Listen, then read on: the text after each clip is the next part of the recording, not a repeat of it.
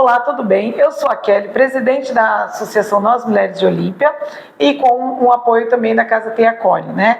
E hoje a gente está aqui entrevistando a nossa querida doutora Juliana Ducati, que é a nossa grande parceira. Ela é uma mãe atípica, tem 2 filhos autistas e ela já vem com apoio para a gente no Nós Mulheres, cuidando das nossas mulheres, né? Como você sabe, o nosso projeto, que também tem uma demanda grande, né, de mulheres que passam por vários tipos de problemas, e a Juliana já está com a gente há um bom tempo.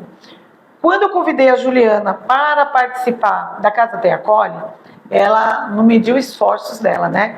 E hoje ela cuida das crianças, faz tratamento aqui na clínica das crianças autistas. Ela também está dando todo o apoio psicológico, tanto para as mães quanto para as crianças. E então, isso é muito importante, né? E eu te agradeço, Ju, por você estar cooperando com a gente. Se não fosse essa ajuda, né? Porque a gente fala que é o trabalho da formiguinha, né? Isso. Se não fosse essa ajuda, a gente nem estaria aqui. E aí, fale um pouquinho do seu trabalho. Eu que agradeço o convite, né? Por estar participando do canal, por estar participando do projeto Te Acolhe, da associação do ADN, que é muito importante para nós mulheres, né? Para as crianças também ter esse apoio. E eu estou muito feliz, né, de estar participando. E aí o meu papel no projeto seria estar ajudando as crianças autistas e as crianças também que não são autistas, que são neurodivergentes, para poder estimular as crianças para elas poderem ter um desenvolvimento melhor. Eu sou mãe de 2 crianças autistas também, a Ana Luísa e o João Pedro. A Ana tem 14 anos, o João tem 9 anos, e a batalha é diária, né? E a gente vai cada dia vencendo um degrauzinho, subindo um pouquinho. É porque não é fácil, né, Ju? Não. Você, como dona de clínica, tomando conta tanto dos seus filhos como de outras crianças, né?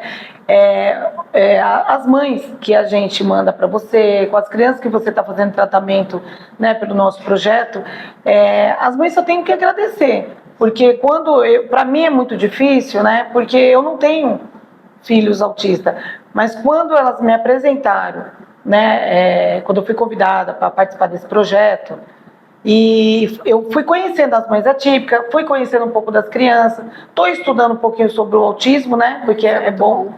E aí eu vi que, assim, é uma batalha constante, é uma guerra, né? Sim. Todo dia, né, Ju? Todo dia, é uma luta diária. Eles falam que o autismo é uma luta diária, e realmente o autismo é uma luta diária. É um passinho de formiguinha que vai indo até que a criança vai evoluindo no tempo dela. No tempo dela, ela sempre evolui, mas no tempinho dela. Por isso que é uma luta diária mesmo. Ô Ju, ser mãe de 2 crianças autistas mudou sua visão sobre maternidade, sobre a sociedade? Pode nos contar um pouco disso? Mudou bastante, né? Porque quando a gente engravida, né? Quando a gente pensa em ter filhos, a gente não pensa em ser uma mãe atípica. A gente pensa em ser uma mãe típica, como a sociedade pede, né? Pede assim, entre aspas, né? Fala pra gente ser. Então, assim, a maternidade atípica, ela é diferente, porque você tem que adaptar não só você, mas você tem que adaptar o seu filho à sociedade, porque a sociedade, ela cobra demais. Até quando você não tem o diagnóstico dos seus filhos, as pessoas acham que a criança é mal educada, que a criança está fazendo birra, que a criança não tem limites, né? E é difícil até você conseguir um diagnóstico, né? Se você ter um diagnóstico, você provar que aquela criança não é isso que eles estão pintando, né? Na verdade, né? A criança realmente atípica, ela é diferente, entre aspas, das outras pessoas, porque elas têm limitações, né? E as limitações, a sociedade, ela tem essa dificuldade de entender. Hoje, graças a Deus, com as informações que a gente está tendo sobre a ampliação do autismo, TDAH, TOD, e tudo isso em geral, a sociedade está se adaptando aos poucos, mas assim, já era para estar mais, né? Já era para estar melhor, porém já está caminhando para uma sociedade mais atípica, né? Sim. De uma forma assim, entendendo mais o lado das pessoas, das mães, né? Tem muitas mães que são cansadas, que muitas mães que, tipo, a criança começa a fazer birra, começa a ter uma crise, e a mãe tá tão cansada que a mãe, tipo, deixa e a mãe é julgada, né? Essa mãe não dá educação pro seu filho, não é a questão de educação.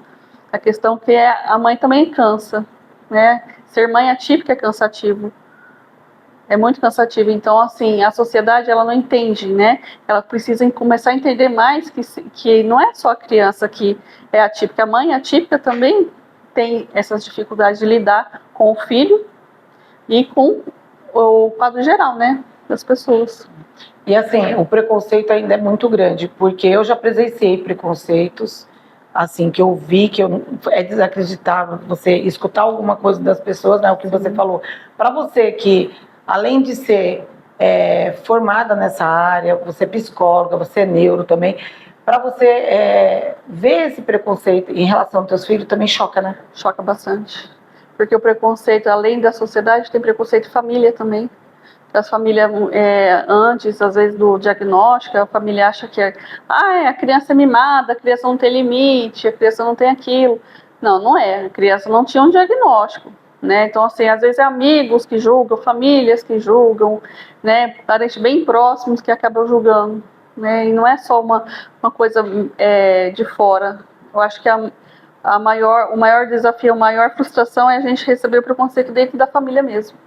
Eu fiquei chocada, assim, quando eu comecei a lidar com as mães atípicas, a entrevistar algumas delas, a receber elas lá no projeto, quando elas falam do luto, o que é o luto? Porque eu falava, puxa, luto para mim é morte, né? Então, quando elas falam do luto, o filho dela tá vivo. O que é esse luto? É o luto do filho perfeito, né? É o luto do filho idealizado. A gente idealizou. Então, vamos lá, ficou grávida, a gente está idealizando o filho perfeito, aquele filho que não vai ter dificuldade, que vai fazer tudo certinho, que vai andar no tempo certo, falar no tempo certo, aquele filho que vai aprender tudo certinho, o luto do filho perfeito. E que na hora que começa a dificuldade, você vê que realmente que o teu filho não é tão perfeito como você imaginou que seria, aí tem o luto, né? O luto fala assim, nossa, e agora? Quando vem o diagnóstico, teu filho, ele tem autismo. Aí você fala, nossa, e agora? Né? Aí vem o luto. E agora? E o filho que eu quis, que eu queria? E o filho que eu idealizei? Onde está, né? Esse é o luto, entendeu? O luto do filho perfeito, o filho idealizado. Mesmo o filho estando vivo, né? Estando ali, estando presente, mas não é aquele filho que a gente idealizou. Não é o que a gente planejou. Ele veio diferente. Entendeu? E aí a gente tem que ter mais discernimento para saber lidar com isso. E a sociedade tem que começar, né? Porque eu vejo muito a luta contra os autistas, né? Mas assim, a favor do autista, mas eu não vejo muito movimento em algumas partes, assim. Então isso daqui acaba me chocando um pouco, né? Sim. Porque precisa lutar mais, né? Algumas pessoas aí. Eu vou fazer uma outra pergunta aqui, ó. Quais são os maiores desafios que a família enfrentam, né? Ao cuidar de crianças neurodivergentes? Eu acho que a aceitação mesmo da sociedade, né? E de aceitar realmente a criança como ela é. Esse eu acho que é o maior desafio da família. E o preconceito, né? O preconceito. A pessoa, porque, como você mesmo disse, a gente vira e mexe, a gente vê pessoas preconceituosas na rua, em algum lugar. Então, o preconceito é grande ainda. Então, você vê uma criança gritando às vezes no mercado, fazendo uma birra no mercado, fala, nossa, que criança que não tem limite. Mas não é, às vezes a criança está tendo uma crise, alguma coisa, então o julgar, né? As pessoas julgam muito. O julgamento hoje eu acho que é um desafio muito grande para os pais, né? Sim. Que cuidam das crianças. O que você gostaria que mais pessoas entendessem sobre crianças neurodivergentes?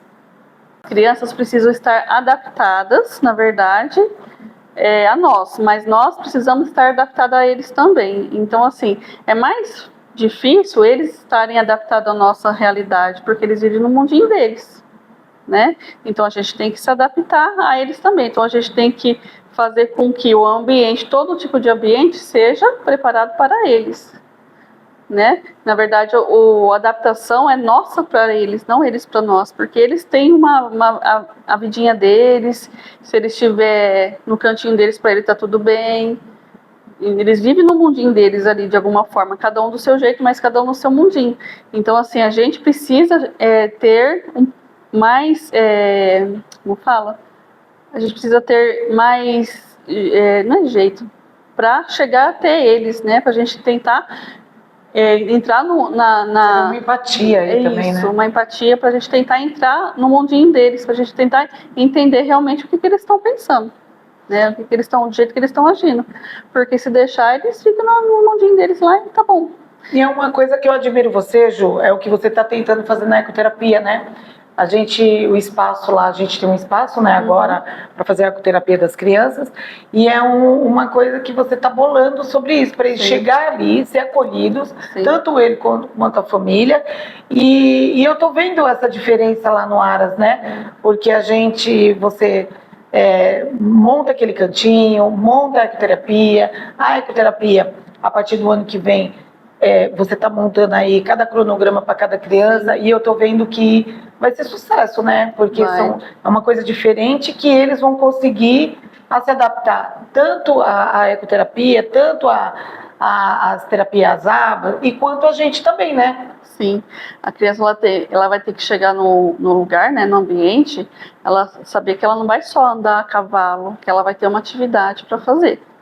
Então, assim, enquanto ela guarda o horário dela na ecoterapia, ela vai ter que ter umas atividades extras para poder ocupar o tempo dela, para ela também ser estimulada de outra forma. Então, enquanto não chegou o horário daquela criança andar a cavalo, fazer a atividade dela no cavalo, então ela vai ter uma atividade extra para poder fazer antes, para ela não poder ficar, se sentir, como fala, ansiosa, para não ficar tendo outros tipos de estímulos. Então ela tem que nós estamos fazendo tudo para que a criança tenha todos os tipos de terapia dentro da ecoterapia, não só no cavalo, mas fora também.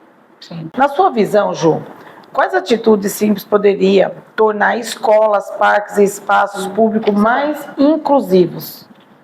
Eu acho que os parques deveriam ter espaços, placas sinalizadas já, falando, tipo assim, não só um cantinho para aquela criança autista, mas o parque inteiro, porque se tiver só um cantinho não é inclusão. Né? O parque ele tem que estar sinalizados para as crianças entenderem as outras crianças entenderem que junto com elas vai ter outras crianças que vão brincar com elas, mas que são crianças que têm o autismo, que têm algumas dificuldades. Então aquilo tem que ser adaptado, o parque tem que ser adaptado para eles. O parque sensorial, né? Que não vai ajudar só as crianças com autismo, mas todas as crianças, mas sinalizados. Eu acho que tem que ter placa sinalizada, tudo para mostrar que ali não é um ambiente só para... É um ambiente, na verdade, que vai ter todos os tipos de crianças brincando. E ensinar as crianças que são típicas a não ter preconceito com as crianças atípicas. Né? Exatamente. Então, assim, isso vale também para as escolas. Porque as escolas, eu acredito que elas têm que ter mais informações, dar mais informações para as crianças sobre o que é o autismo, o que a criança pode fazer para ajudar um amiguinho com autismo, né? O que fazer quando o amiguinho o autista tiver uma crise, né? O que essa criança pode estar fazendo ali para ajudar? Então a escola tem que ter, eu acho, na minha opinião, teria que ter um profissional capacitado para supervisionar professores e os aluninhos também, as crianças também. Isso tanto na escola de ensino fundamental, como na escola na parte do Estado, né? E as escolas entenderem que cada criança é de um jeito. Então não adianta forçar uma criança a ficar dentro da sala de aula sentada assistindo aula, sendo que a criança às vezes não tem essa habilidade ainda. Ela tem que ter essa habilidade de sentar, de prestar atenção, de fazer tudo para ela poder ficar. Então, assim, às vezes a escola erra bastante de achar que a criança autista ela tem que ficar dentro da sala de aula o tempo inteiro. Por isso que muitas crianças têm crise dentro da sala, da escola, porque a criança chega na escola, ela vai sentar na sala de aula e vai ter que assistir 8 aulas. E às vezes a criança não quer assistir as 8 aulas. Então a escola tem que ter um modelo diferente para aquela criança, porque aquela criança, ela exige alguma coisa diferente para ela, uma coisa adaptada, na verdade, a ela. Entende? Eu vejo que falta muita capacitação, né? Capacitação. Treinamentos, porque para as próprias professoras, diretores, quem está ali auxiliando, tem que ter esse preparo. Sim. Porque é igual você falou, uma criança autista não vai conseguir ficar sentada tanto tempo como uma outra criança que não é autista. E eu vejo muito, no nosso grupo lá, muitas mães reclamam sobre isso. Sim. Entendeu? Então, assim, é o que eu falo. As pessoas levantam a bandeira que, eu tô lutando pelo autismo, a sociedade inteira, mas não tá, só que não. Às vezes a escola acha que inclusão é só você ter uma professora auxiliar do lado da criança, e não é. A inclusão não é você ter uma professora ali do lado da criança, isso não é inclusão. Inclusão é você incluir a criança em tudo, né, dentro da escola, e entender realmente as dificuldades que a criança tem para poder adaptar ela àquele ambiente. Eu conheço a Juliana Ducati, né? Doutora Juliana Ducati, maravilhosa, há 4 anos, né? Um pouquinho mais de 4 anos. E assim, eu agradeço, sabe, Ju? Fala um pouquinho assim da sua experiência como profissional, como mãe. E eu agradeço mais uma vez a você, porque você está comigo há muitos anos, né? Sim. Você não fica avisando, né? Porque hoje mesmo eu fico olhando assim, é uma observação minha, tá? Às vezes eu posso estar errada e não quero ofender ninguém. Eu vejo que as pessoas lutam muito com essa causa do autismo para ganhar dinheiro. Então tem muitos profissionais aí, muitos, tá? Que não tá realmente assim com aquela preocupação de cuidar, né? O seu caso é muito diferenciado. Não é porque você está comigo, é porque eu vejo o jeito que você trata as crianças. Eu tenho feedback de todas as mães que passam por você. Essas mães, elas você faz o diagnóstico, né? Porque chegam mães lá com crianças que o médico falou que talvez tenham autismo, elas já ficam desesperadas. Sim. Aí já começa, elas choram, tudo. Aí a gente faz essa agenda de passar por você primeiro, e eu vejo o carinho, eu estou aqui falando isso porque o que você faz por essas mães e por essas crianças que, olha quantas crianças você já está atendendo, Sim. Quantas mães, quantas mulheres do nosso projeto também você atende. Esse do autismo foi um desafio para mim, mas eu fui entender como você já está na área. Você me ajudou muito e você falou, não, Kelly, vamos lutar, eu consigo, e a gente consegue. Não temos recursos, você sabe, estamos aí, lutando, né? A gente faz aí algumas ações aí para poder bancar esse projeto, que não é fácil. A Juliana não sai um centavo do nosso bolso para ela. O maior recurso que a gente tem para o projeto é o amor, né? E esse é o melhor recurso que a gente tem, que eu tenho, né? É o amor. Então, cada criança que chega até mim e vem até mim, assim, ela é tratada com muito amor, com muito carinho. Isso para mim já basta. E cada evolução que a criança tem, para mim, vale muito mais que ganhar 10 mil reais em dinheiro. Para mim, a evolução, para mim, é muito mais válida do que os ganhos financeiros, né? Por isso que eu falo, o projeto, para mim, é amor. Então, assim, tudo que eu faço, graças a Deus, assim, tudo que eu tenho, eu agradeço a Deus mesmo por participar do projeto, porque cada criança que passa por mim tem uma evolução, e isso ajuda tanto eu como na parte pessoal, meus filhos também, porque eles veem o meu trabalho com as crianças, eles percebem o acolhimento das crianças, eles já sabem como lidar com as crianças, vendo eu trabalhar com eles. Isso para mim é muito bom também, porque isso trabalha a empatia deles, né? Então, a empatia deles saberem que minha mãe, ela é psicóloga, ela tem nós que somos autistas, mas ela cuida das outras crianças autistas também. E isso para eles é um orgulho, que eu vejo que eles têm um orgulho disso, sabe? Ele tem orgulho. Quando o João chegou lá no Aras, que ele viu, eu falei, já meu consultório. Eu falei, você já pensou que eu ia ter um consultório no meio do mato? Ele deu risada.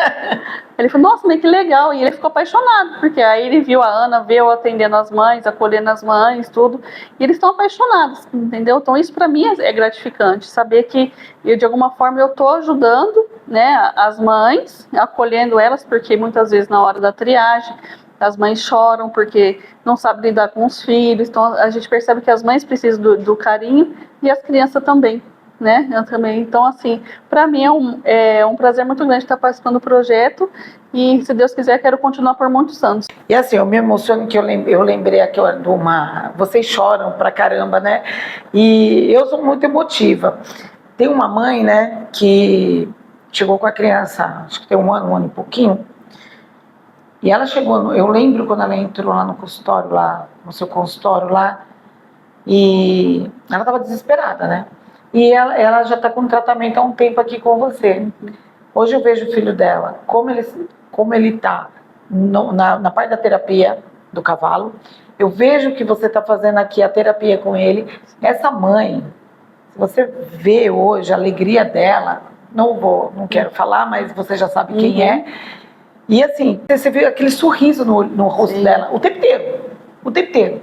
Então aquela mulher que chegou derrubada ali, e hoje eu vejo, por causa da sua luta, por você estar ajudando essas crianças, você estar ajudando essa criança, é muito gratificante, Ju. Eu não sei como te agradecer. Sua agenda é lotada, eu sei. Mas assim, é uma agenda que ela faz, é muito cheia a agenda dela no particular, né? Porque ela tem a clínica dela e com as nossas crianças. Mas eu não vejo aquela multidão de criança no consultório aqui, tá, para falar assim, tá fazendo por fazer. Não. Então, Não. Eu te admiro. Eu falo assim, sempre falo, o diferencial da Tia Ju. Eles falam, o diferencial da Tia Ju trabalha por amor. Né? Meu trabalho é por amor mesmo. Eu falo assim, hoje eu posso colocar uma placa gigante, Juliana Ducati trabalha por amor. Né? Porque é isso que eu tenho dentro do meu coração. Então, assim, que eu falo, cada evolução que eu tenho das crianças, cada um que vem, cada feedback positivo para mim é tudo que eu preciso. É o meu combustível diário, sabe? É tudo diariamente. É o meu combustível que me mantém acesa todos os dias. Obrigada, tá, Ju? Eu que agradeço. E, gente, não é fácil, tá? A gente tá falando aqui, mas não é fácil essa luta da Juliana. A nossa luta nesse projeto é um projeto, como a Ju falou, a gente deveria escrever um projeto de amor, né? Então, agradeço vocês por estar escutando a Juliana Ducati. A doutora é uma simpatia, né? Eu falo para depois, eu tenho vontade de passar nas terapias com ela também. Obrigada a todo mundo aí que está nos apoiando, tá? A gente tem já os nossos apoiadores. Graças a Deus a nossa rede está crescendo. E quem quiser nos ajudar, pode entrar em contato. Precisamos de todas as ajuda que você possa imaginar, né, Ju? Sim. A gente alugou um Aras hoje. É muita dificuldade de manter aquele projeto. Tudo vai muito dinheiro, todo mundo já sabe. E obrigada por tudo, tá, gente? Que vocês também por fora aí estão nos ajudando também, viu? Obrigada por tudo. E vamos lá que a luta continua.